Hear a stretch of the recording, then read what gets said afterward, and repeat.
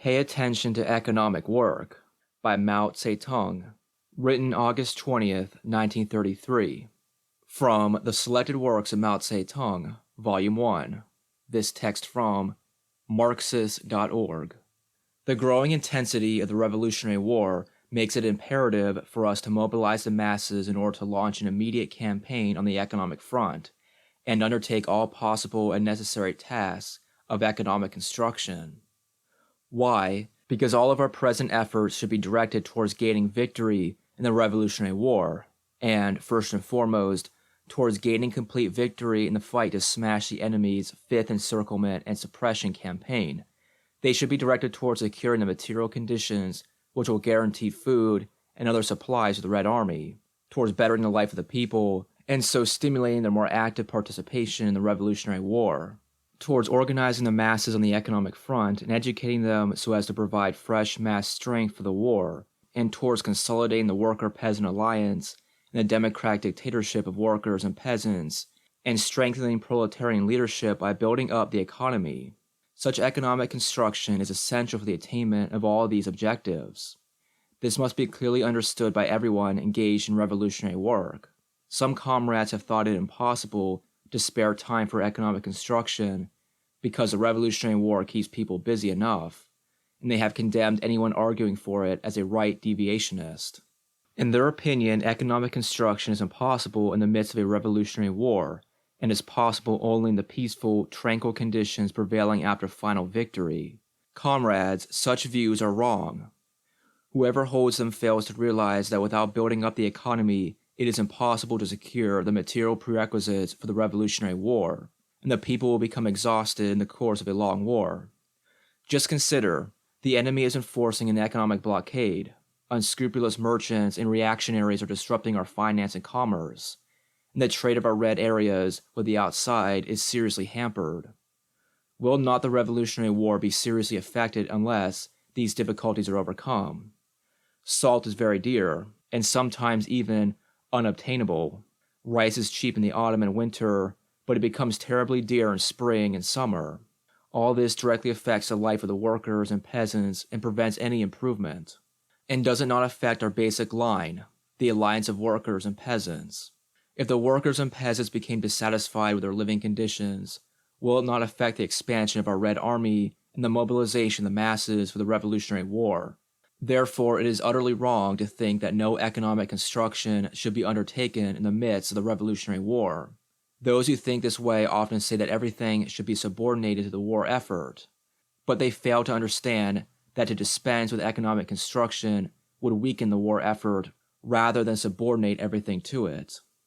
Only by extending the work on the economic front and building the economy of the red areas can we provide an adequate material basis for the Revolutionary War, proceed smoothly with our military offensives, and strike effective blows at the enemy's encirclement and suppression campaigns. Only thus can we acquire the resources to enlarge the Red Army and push our front outwards to points thousands of li away, so that when the circumstances prove favorable, the Red Army will be able to attack Nanchang and Qiuqiang free from all anxiety and, thus relieved of much of the task of provisioning itself, give its undivided attention to fighting. And only thus can we, to a certain extent, satisfy the material needs of the people so that they will join the Red Army or undertake other revolutionary tasks with even greater enthusiasm. Subordinating everything to the war effort means just this. Among those engaged in revolutionary work in various places, many do not yet understand the importance of economic construction in the Revolutionary War, and there are many local governments which give little attention to discussing the problems of economic construction. The economic departments of the local governments are not yet well organized, and some are still without a director. In others, some incompetent has been assigned simply to kill the post. The formation of cooperatives is still in the initial stage, and only in a few places has the work of regulating food supplies been started. There has been no propaganda among the people for the work of economic construction, though such propaganda is very important, and mass enthusiasm for it has not been aroused. All this is due to the failure to recognize the importance of economic construction. Through the discussions of this conference, and through the reports you will make when you return to your posts, we must create mass enthusiasm for economic construction among all government personnel and among all workers and peasants. The importance of economic construction for the Revolutionary War should be made clear to everyone, so that they will do their best to promote the sale of economic construction bonds, develop the cooperative movement, and set up public granaries and storehouses for famine relief everywhere. Each county must establish a sub-department for the regulation of food supplies, with branch offices in important districts and market centers. On the one hand, within our red areas, we should send grain from places with a surplus to those with a deficit, so that it will not pile up in one place and become unobtainable in another, and its price will not be too low in one place and too high in another. On the other hand, we should send our grain supplies out of the red areas in a planned way, i.e., not in unlimited quantities, and bring in necessities from the white areas, thus avoiding exploitation by unscrupulous merchants. We must all do our best to develop agriculture and handicrafts and increase the output of farm implements and lime in order to ensure a bigger crop next year. And we must restore the output of such local products as wolfram, timber, camphor, paper, tobacco, linen, dried mushrooms, and peppermint oil to former levels, and market them in the white areas in quantity. Judged by volume, grain ranks first among the principal outgoing commodities in our trade with the outside areas. About 3 million pickles of unhusked rice are sent out yearly in exchange for necessary consumer goods, or an average of 1 pickle a head for the 3 million population. It cannot, surely, be less than this. But who is handling this trade? It is handled entirely by the merchants who exploit us ruthlessly in the process. Last year, they bought unhusked rice from the peasants in Wannan and Taoho counties at 50 cents a pickle and sold it in Kangchao for 4 yuan, making a 7-fold profit. Take another instance. Every year our 3 million people need about 9 million yuan worth of salt and 6 million yuan worth of cotton cloth. Needless to say, this 15 million yuan trade in salt and cloth has been entirely in the hands of the merchants. We have done nothing about it. The exploitation by the merchants is really enormous. For instance, they go to Maixian and buy salt at 1 yuan for 7 caddies, and then sell it in our areas at 1 yuan for 12 ounces. Is this not shocking profiteering? We can no longer ignore such a state of affairs, and from now on we must handle this trade ourselves. Our Department of Trade with the outside areas must make a great effort in this connection. How shall we use the 3 million yuan from economic construction bonds? We plan to use it in the following way.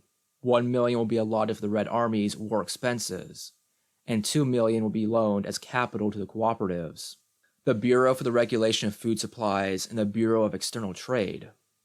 Of the latter amount, the greater part will be used for expanding our external trade, and the rest for expanding production. Our objective is not only to expand production, but also to sell our products at fair prices to the white areas, and then purchase salt and cloth cheaply for distribution among our people, so as to break the enemy's blockade and check the merchants' exploitation. We must bring about the continued growth of the people's economy, greatly improve the livelihood of the masses, and substantially increase our public revenue, thus laying firm material foundations for the Revolutionary War and for economic construction. This is a great task, a great class struggle, but we should ask ourselves, can it be accomplished in the midst of fierce fighting? I think it can. We are not talking about building a railway to Longyan or, for the time being, even about building a motor road to Kangchao. We are not saying that there should be a complete monopoly of the sale of grain, or that the government should handle all the salt and cloth trade, valued at 15 million yuan, to the total exclusion of the merchants. This is not the point we are making or what we are trying to do. What we are talking about and trying to do is to develop agriculture and the handicrafts and send out grain and wolfram in exchange for salt and cloth, starting temporarily with a fund of 2 million yuan plus the money invested by the people.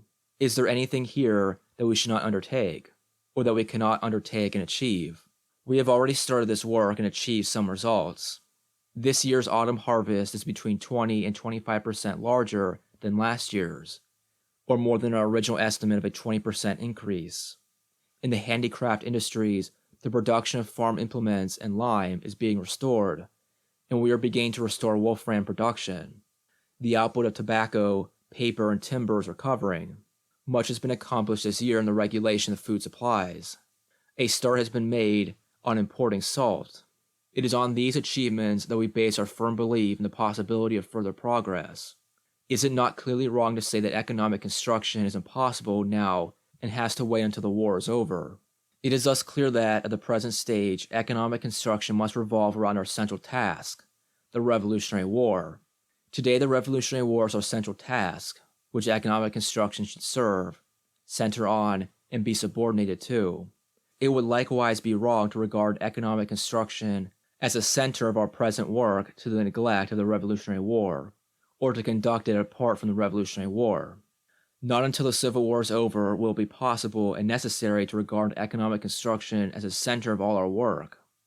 In the midst of a civil war, it is sheer delusion to try to carry out such peacetime economic construction as can and should be done in the future, but not at present. The tasks for the present are those urgently demanded by the war. Every one of them should serve the war. None is a peacetime undertaking, separate from the war. If any comrade entertains the idea of carrying out economic construction apart from the war, he should correct this mistake at once. It will be impossible to get a rapid campaign going on the economic front without a correct style of leadership and correct methods of work. This too presents an important problem which this conference must solve, for the comrades here will have a great deal to do as soon as they return, and will have to give guidance to the many people who will be working with them. In particular, the comrades who are working at the township and city levels and in the cooperatives, the food departments, the trade departments, and the purchasing offices are personally engaged in the practical work of mobilizing the people to organize cooperatives, regulating and transporting food supplies, and managing our trade with the outside areas. If their style of leadership is wrong, and if they do not employ correct and efficient methods, the work will be immediately affected. We shall fail to win mass support for the various tasks, and during the coming autumn and winter, and next spring and summer, we shall be unable to carry out the whole of the central government's plan for economic construction. For these reasons, I want to direct our comrades' attention to the following. Firstly, mobilize the masses by various organizational means.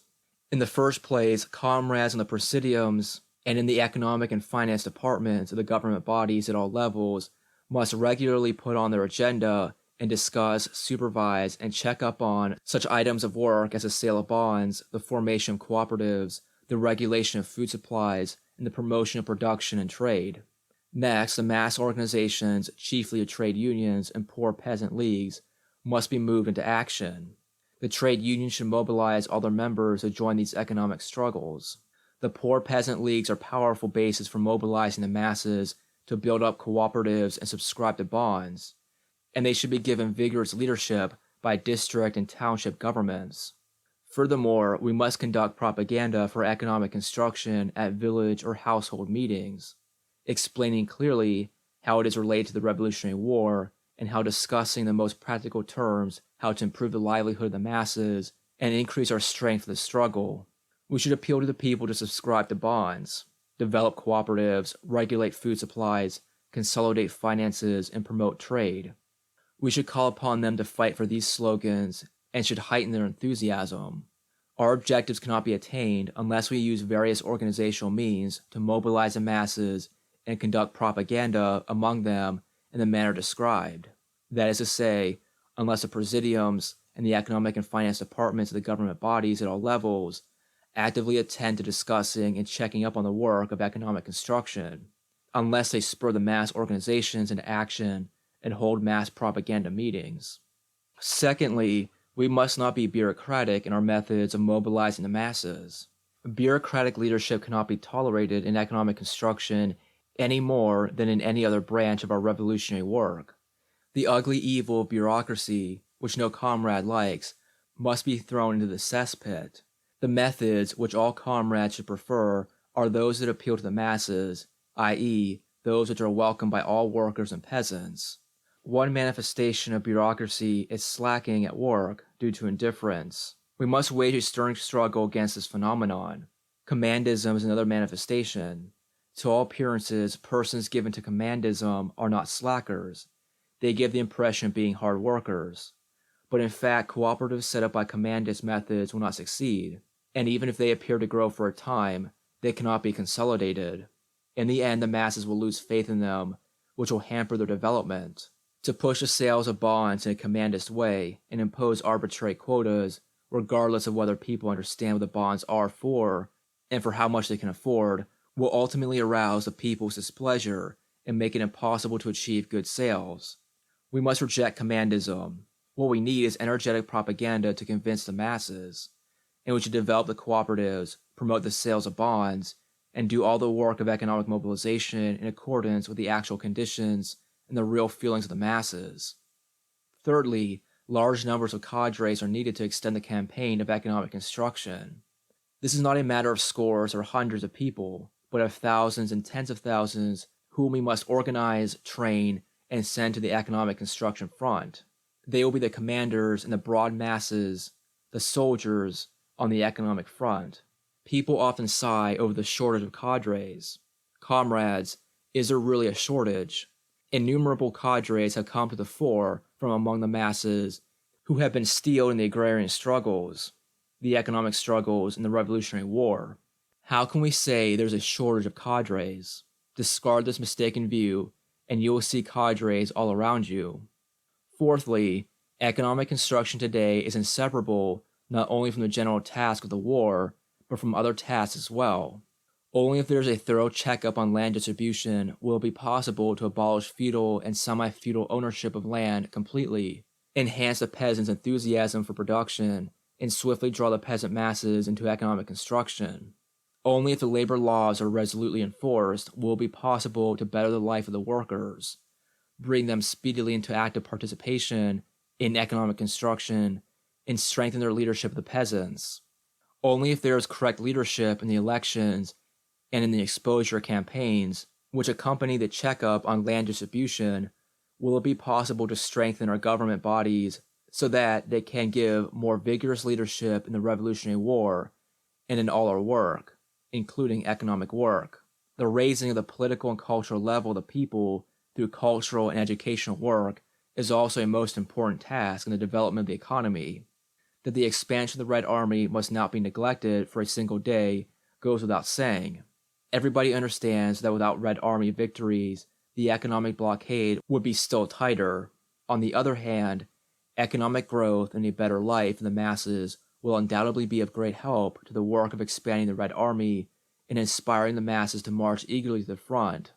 To sum up, if we achieve all the above tasks, including the very important new one of economic construction, and if we make them all serve the Revolutionary War, then victory in the Revolutionary War will undoubtedly be ours.